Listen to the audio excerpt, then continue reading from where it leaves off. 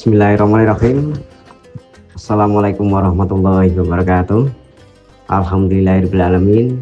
Disyukur kehadirat Allah Subhanahu wa Ta'ala yang mempertemukan kita kembali di bulan Ramadan tahun ini, bulan yang oleh Rasulullah disebut sebagai Syahrut Tarbiyah, bulan pendidikan. Bukan hanya pendidikan jasmani melalui lapar dan dahaga, tetapi pendidikan jiwa, pendidikan akhlak, maupun pendidikan karakter. Salawat serta salam semoga tercurah kepada Nabi Muhammad SAW, guru agung yang mendidik bukan hanya dengan kata-kata, tetapi dengan keteladanannya. Hadirin pemirsa yang dirahmati ya Allah, khususnya para guru, pendidik, sahabat-sahabat berguru. Ramadan sesungguhnya bukan sekedar kewajiban, hanya sekedar kewajiban menahan makan dan minum, namun Ramadan adalah proses membentuk manusia yang memiliki keseimbangan hidup. Dan keseimbangan itu dalam tradisi Ahlussunnah wal Jamaah An-Nahliyah dikenal dengan 4 pilar utama. Ada tawasud, tasamuh, tawazun, puncakna, amar ma'ruf, nahi mungkar. Nah, bisnis inilah peran seorang guru harus hadir, khususnya para guru-guru pergunu. Kenapa? Karena guru bukan hanya pengajar ilmu, lebih dari itu juga untuk bagaimana membentuk jiwa. Yang pertama tadi ada tawasud atau moderat.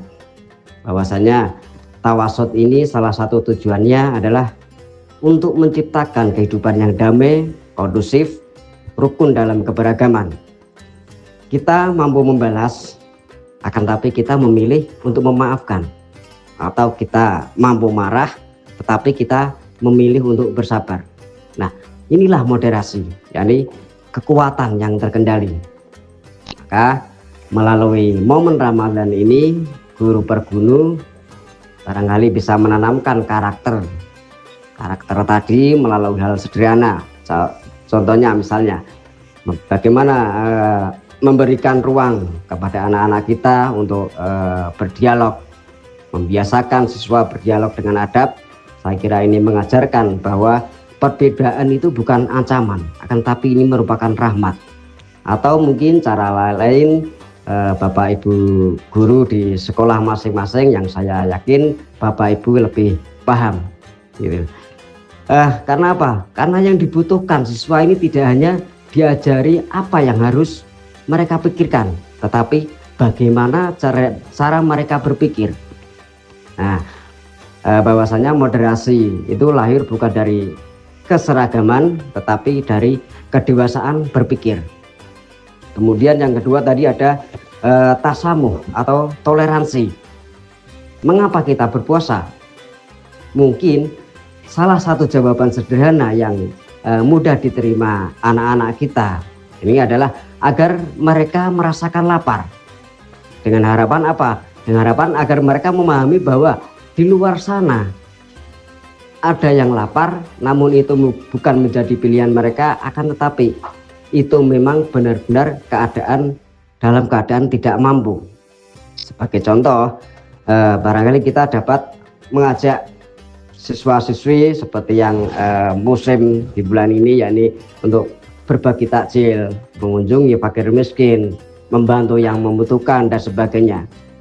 Nah, karena saya kira toleransi ini tidak cukup untuk diajarkan, akan tapi toleransi yang paling lebih penting adalah bagaimana mereka harus bisa merasakan.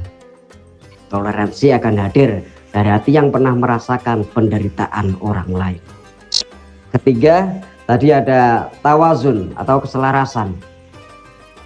Ramadan ini saya kira tidak mengajarkan kita untuk meninggalkan dunia, tapi justru Ramadan mengajar santri, para pelajar NU agar bagaimana bisa mengendalikan dunia, menata dunia dengan nilai-nilai akhirat. Misalnya Bapak Ibu di sekolah, di madrasah dapat menambahkan kegiatan khususnya di bulan Ramadan ini, taruhlah tadarus Al-Quran. Akan tetapi walaupun begitu, anak-anak juga harus tetap bisa melaksanakan KBM seperti biasanya. Kemudian yang keempat, yang terakhir, ini puncaknya, yakni amar ma'ruf nahi munkar. Siswa mungkin lupa apa yang kita ajarkan, tetapi mereka tidak akan lupa bagaimana kita bersikap. Sebagai contoh, Bapak Ibu guru misalnya dapat melibatkan siswa-siswi Ibnu IPPNU ini menjadi penggerak kegiatan, baik misalnya tadarus, organisir bakti sosial, kemudian bagaimana mereka mengordinir teman-temannya untuk mengajak dalam kebaikan. Disitulah kader akan lahir, disitulah karakter akan tumbuh. Hadirin pemirsa yang dirahmati ya Allah Subhanahu wa taala, khususnya para guru, para pendidik, keluarga besar Pergunu. Ramadan adalah momentum di mana hati lebih lembut, jiwa lebih terbuka. Maka saat ini kesempatan kita untuk tidak hanya mengajarkan bahwa puasa itu sekedar sebagai kewajiban untuk menahan lapar, menahan haus, tetapi ini merupakan momen yang baik untuk kita mengajarkan puasa sebagai media pendidikan karakter aswaja, agar lahir generasi yang tawasud, tasamuh, tawazun, dan puncaknya amar ma'ruf nahi mungkar, yang mana keempatnya ini menjadi pilar aswaja ala nahbiyah. Mungkin kita tidak hidup 1000 tahun, tapi karakter yang kita tanam ini bisa jauh hidup lebih jauh setelah kita tiada. Mungkin kita tidak pernah tahu pelajaran mana yang paling diingat oleh anak-anak kita, tetapi mereka akan selalu mengingat siapa guru yang menginspirasi mereka.